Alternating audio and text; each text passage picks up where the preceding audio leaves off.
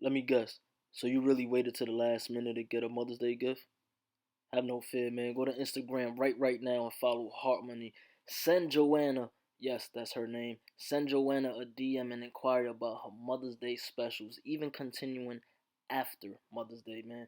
What if I told you not only does she have many different scents for you to choose from, but you can also choose the shape of the candle you want, man. If you ask me, that sounds like a great deal. Go to Instagram right now. Heart Money 2021.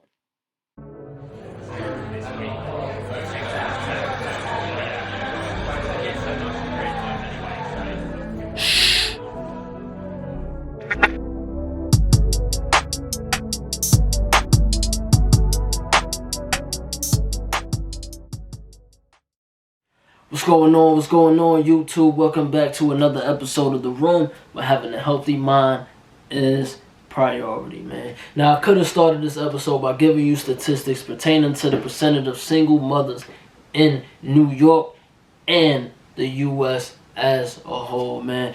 But instead of doing that and giving you the numbers, which in my personal opinion is just going to give you a negative narrative when it comes to this topic, I decided that I just want to take the time to shine the light on some of the stories that we don't get to hear, let alone experience, man. The only time you really hear of, I guess, a quote-unquote single mother success story in terms of their children becoming something amazing, we tend to only hear those stories in the entertainment world. You know, i.e. rappers, singers, ball players, sports in general. But going back to something that I repeat on a constant basis, if you ask me, man, everybody has a story. Even to somebody who you look, even the person who you look at as a nobody, I guarantee you that person has a story. And 9 times out of 10, that story will probably blow your mind. And that's what we're here for, to give you the stories of regular people, man. And today I'm here, and my guest is here in particular, to shine a light on the strong, beautiful, immaculate, intelligent, single mothers who strive for success and conquer success because of the motivation, the drive, and the inspiration that their child gives them, despite and no matter the circumstances of not having a father around, whether present in the home on a consistent basis or just around in the child's life as a whole, which is another story. But we all know what tomorrow is. It is Mother's Day, man, so I want to keep the focus on just the strength and specifically the mental strength that it takes for a lot of these single mothers to continue to be strong the way we know them to be, man. Happy Mother's Day to my mother, my queen, my mommy, and happy Mother's Day to all the beautiful, amazing, immaculate queens and goddesses who bear these beautiful children that are the future of this world, man. Happy Mother's Day, you guys. Let's get to my guest today. Hi, my name is Janae, and I'm 25, and I'm from the Bronx. Okay, so motherhood.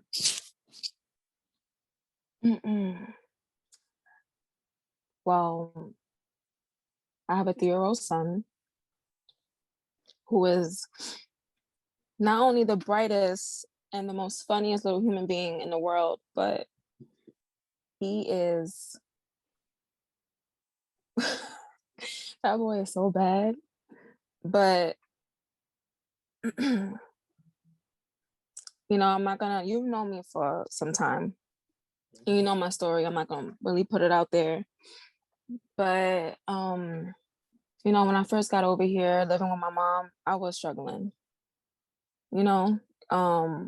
Working at this job and trying to provide for him. I was not really making that much. And it was just so hard, especially when the father isn't involved, and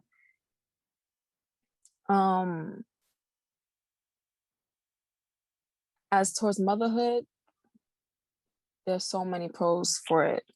There's so many pros.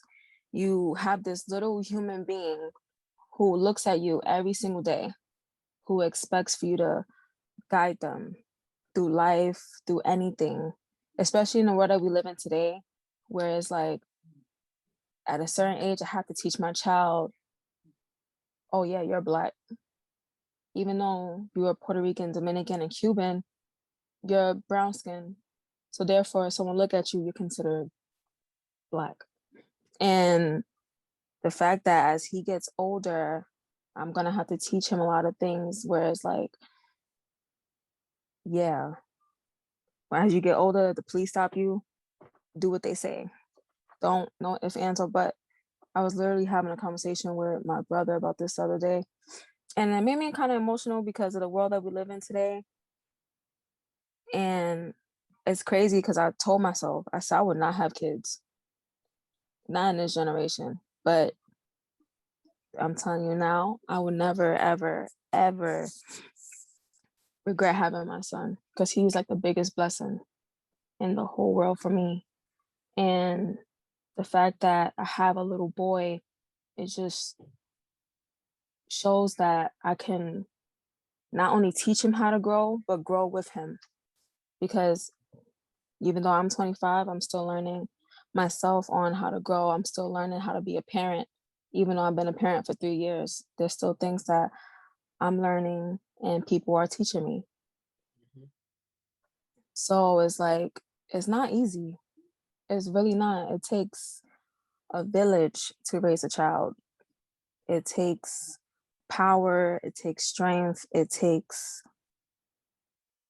um it takes mental health, it takes a lot of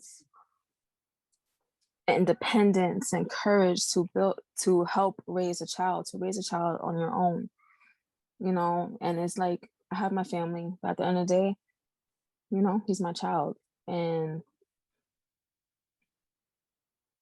to any mom who's single or is currently in a relationship,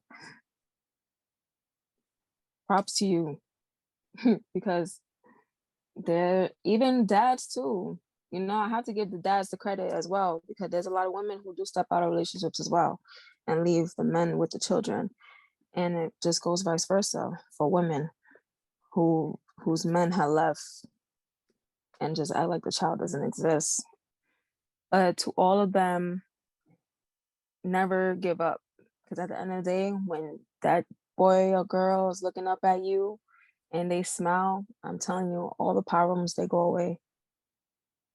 Everything, all the stress, all the negativity, all the anxiety, everything just goes away, because you just, like I said, you have this person who looks up to you no matter what you go through, no matter what happens. They look up to you. Was there any fear? Was there any fear beforehand? Like just the idea of becoming a parent? Oh yeah, for sure. Um, when I was pregnant, even after, during when I was pregnant, I was just always feel like I'll have anxiety. Literally, I'll have panic attacks when I was pregnant, like really, really bad, to the point where I was sweating, my heart was racing, and I would just be like, I'm not gonna do well at this. I'm not. Like, I just know I'm not. And after pregnancy, it was just like, I remember I went maybe like 2 weeks without sleep, because I was just always like looking over him. I just felt like I had to be like that great mom. I didn't want to fail. And that's my thing. I overthink a lot, and I always fear that I'm gonna fail. And that's where I just doubt myself, because so far I haven't failed at all, and it's just I wouldn't I wouldn't say it's like postpartum depression. Postpartum is like beyond, but it was just very, like, I had very bad anxiety. That's what it was. I had very bad anxiety. After the fact? hmm Um, After the fact, it was still there, and that goes along with mental health, because mental health falls in a lot of categories. And one of them is anxiety. And times where it's just like I'm at work and he'll be home with either his father or my brothers, and I'm calling, and I'm just like, or I get home and I see he has a damn knot or something or a little cut, and I'm just like, I always felt like I failed because I'm just like, you know what, maybe I need to be home. Maybe I should try working from home. But it's just like I learned to really let that go somewhat, because it's like he's a kid, he's a boy, it happens.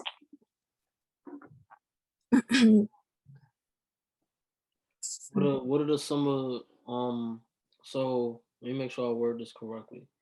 You Mhm, always hear different stories, whether it's from regular people who have kids or entertainers who have kids for the first time. mhm, You mhm, say that, the drive, the motivation, the ambition for anything you're doing kind of changes in a sense after you have a child. Would you say that having a son kind of pushed you to accomplish certain things? And if so, what are those accomplishments that you would say came from like having that It, motivation? it's funny that you asked me that question, because yesterday I was having a conversation with my mom, and I told her, I said, 5 years ago I was in college, I dropped out, started working at Chipotle, um got pregnant, had like 3 different jobs, didn't really do much with my life. And then I'm over here and I'm like, I'm 5 years away from being 30. I'm looking at my son, he's 3 years old, and I'm working at, Magnolia Bakery, I'm representative, I'm doing everything. And I'm here and I'm like, I need to really like get my ass up.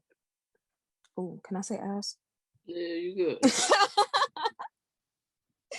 So I'm just like, I really need to get my ass up and really like do something not only for me but for my child. That's where it's like you can't be selfish.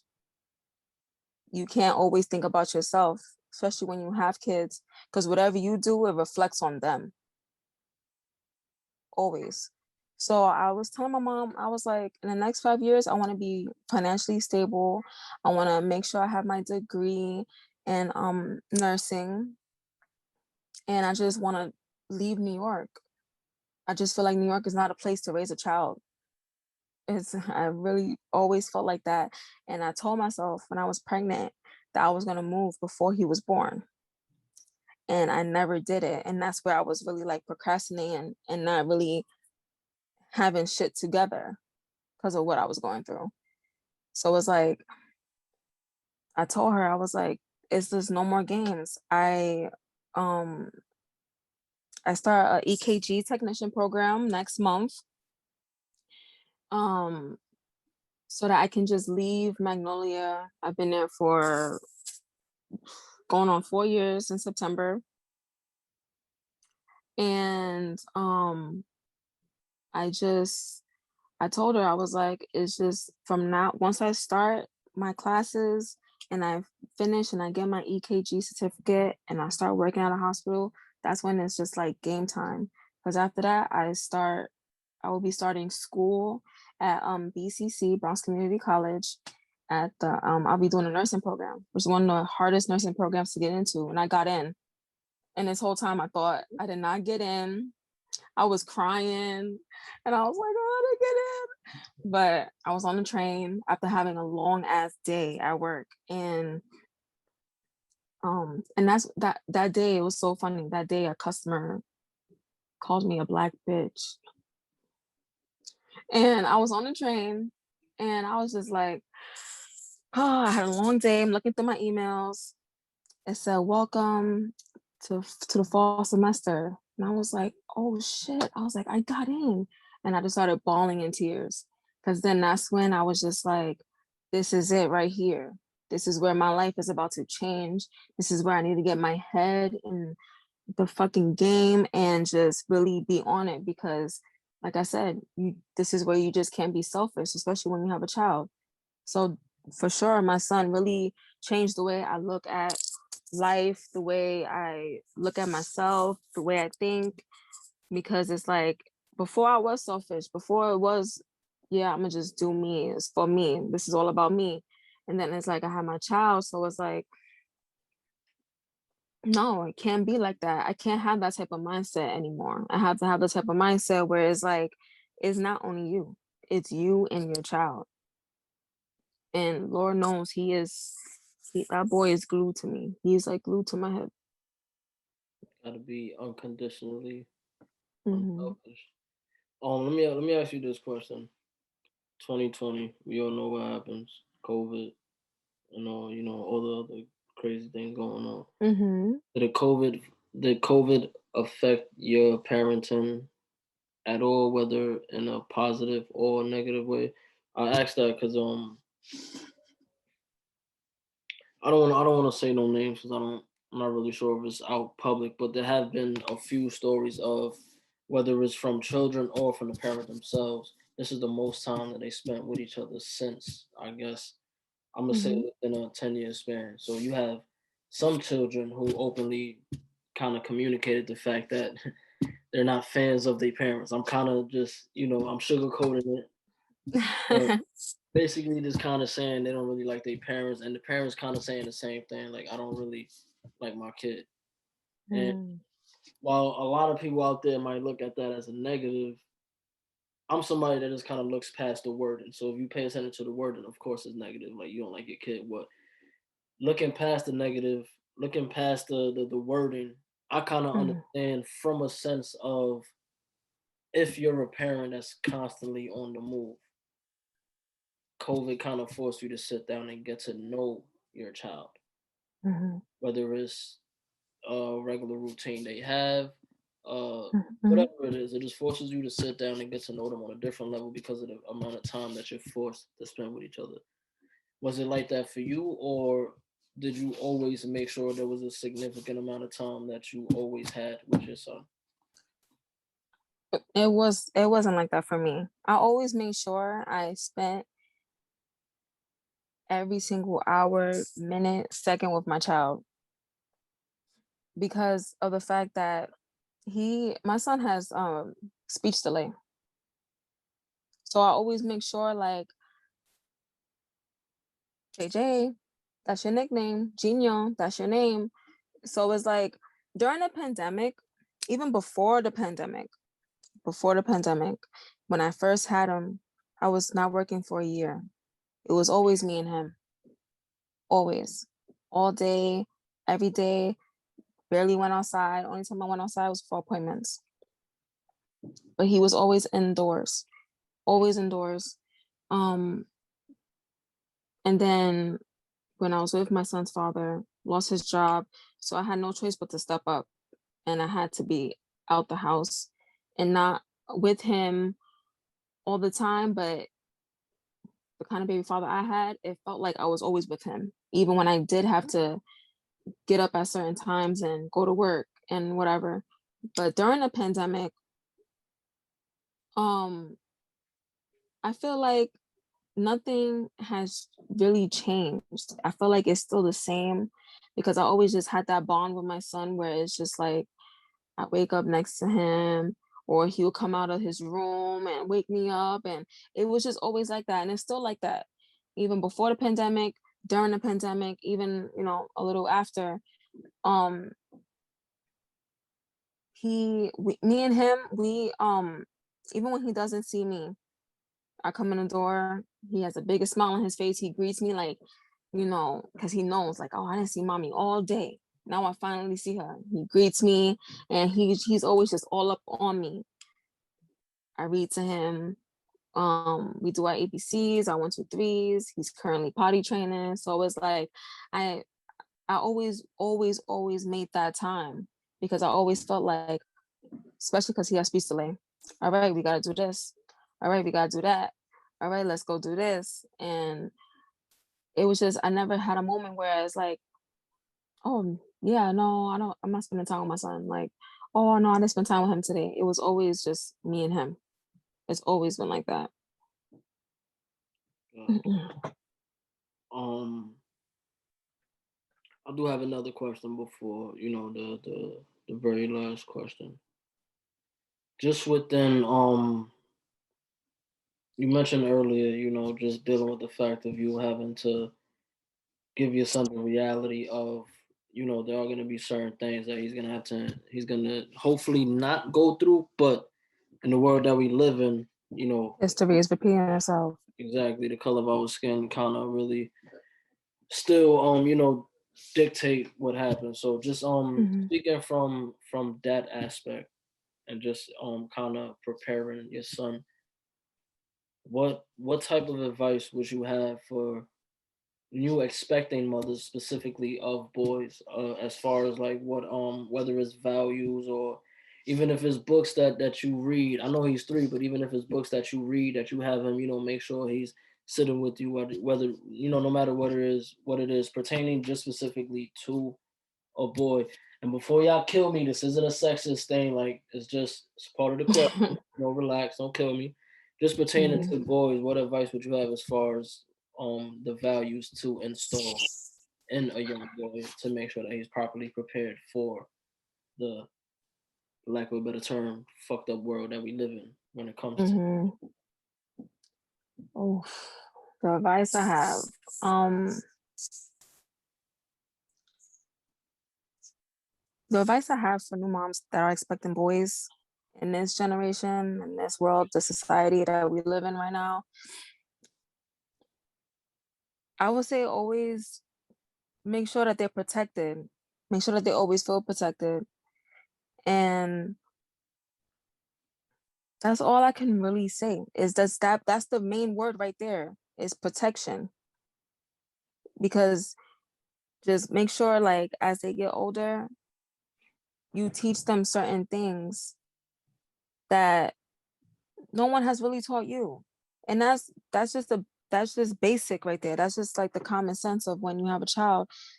Stuff that hasn't been taught to you, you teach them always, Gotcha. always. So I'm not gonna lie to you. My father was not in my life.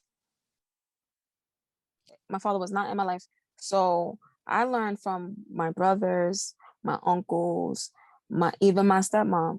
I learned from everyone a little piece of everything that I can always carry with myself to carry along with my child and future kids if I do have them. For new expecting mothers, just like I said, protection. Always make sure that they are protected, meaning protected by you. And that's that. Because like we never know what we stepping into as, the years go by. Because like I said before, history is definitely repeating itself. It definitely is. And it's kind of scary. It's scary. It makes it even more scary when you're raising kids. True. Because it's like we're older. So it's like, all right, what can we expect? We we had the better life than what kids in this generation and expecting kids that are going to be born are about to step into because we don't know what the hell they're about to step into. Very true. We don't know what the fuck is about to go on. We in a pandemic. But it's been like a whole year now. We don't know what's gonna go on 5 years down the line, 10 years down the line, 20 when we are old and gray, and we don't know what's gonna be going on. We don't know what's gonna be happening with our children. So that's why even though JJ is 3, I always talk to him. Always, and I'm gonna keep talking to him as he gets older and older and older. I'm gonna keep repeating everything that I say to him so that it's there, so that he just knows. Because like I Should. said, we don't know what we about to step into. It's kind of scary. You should. So the very last question I have, and this is also an important question, just in terms of motherhood as a whole. Mhm. Also with your personal experience, how important is mental health when it comes to when it comes to being a first time mother, let me say that. When it comes to being a first time mother, how important is the mental health aspect of just, Um, Mental health, especially when you're a first time mom, is very important. It's very, very important. Like, even when you're pregnant, it's important because it's like a lot of women, when they're pregnant, they don't know what they're going to be going through. They don't know what to expect. So their mind like goes into all these aspects, and it's just like they start to have anxiety, like how I did. Some Mhm. women go into postpartum depression. Um, some women end up killing themselves. And it's just like I always felt like when it comes to mental health, you have to always stay focused and get out of that mindset where it's just like you have to be this kind of person for a human being that's in your stomach that's about to come out of you. Because once they're out of you, you're taking care of someone else. And that's what I had to learn. You know, the first couple of weeks when I was home from the hospital, I'm not gonna lie to you, I cried because I was just so overwhelmed. And I still had that anxiety where I was sweating and my heart was racing. And I'm just like, what the fuck? Why is he crying? I don't know what to do. I can't do this. Like, and I would just have panic attacks. And one day I was just looking at him and I'm like, I can't continue to be like this. I have to figure out a way to really like husa, to really like get my mind out of that how do, what can I how can I say? I don't want to say I was just to get your mind out of that negativity where it's just like you can't you feel like you can't raise your child, you feel like you can't do this, you can't do that. For one, I don't like the word can't, because for me, women can do it all. Mhm. Women could do it all. Very true. So for new expecting mothers, just know you can conquer anything. You can conquer anything that you put your mind, your heart, and your soul to. It cannot be one out of the three. It can't be two out of the three. It got to be three out of the three. Because if you can't do those three, then you just really need to like sit back, take a couple steps, move back a couple steps before you reach that big, big, big step, which is raising a child. Because you have to make sure that you're good in order to raise your child, and that's where your mental health comes in. Because if you don't make sure you're good, how can you try to make sure another human being that is yours is good? Some women, they once the baby is there, they snap and back to like, wow, I love this baby, I love this child. Like it takes one look to even look at the child and be like, damn, I really love this child. Because some women, when they're pregnant, they're not happy. They're not. And I've known a couple of women who were like, yeah, when I get birth, I'm just gonna give the baby away and put the baby in adoption. And then I remember one of my friends, she was like, yeah, I have a baby and oh my gosh, she's so beautiful. Like, oh my God, I'm so in love with her. And I'm like, I told her, I said, you see, I told you that was gonna happen. I told you that was gonna happen. So it happens, everything is different. Mental health, it breaks down in plenty of different categories. It is very, very true. And the positive side to that is the fact that you're still on track with everything you're doing. Hmm. And that's Even after everything I've been through, I exactly, still always try to keep my head up. exactly. And that's one of the main reasons why, I continue to do this. Mm-hmm. I always tell people it don't matter, as far as the status, celebrity or not. Everybody has a story. Yep, No matter whose everybody. story is bigger or whose story is smaller, everybody has a story. And on this particular story, on the bright side of that is when he's a few years older, he'll have something to go back on to watch his Mhm. son talk. And not for real. And it'll be at the time to where everything that you talked about here today comes to fruition, and he'll be able to look back and actually hear you and see you talk about the things that you set out to do, and even the things that you went through and Mhm. you wasn't really able to comprehend, man. So that's definitely something to hold on to. It's like always, man. I appreciate the time. Today is Mother's Day, technically. So happy Mother's Day, and yeah, just keep that in mind. Like I said, it's always now. What's the best analogy for me to use? All right, so there's this running joke with people who say Mhm. if my son grows up and makes a rap song talking about he was starving, I'm gonna beat his ass.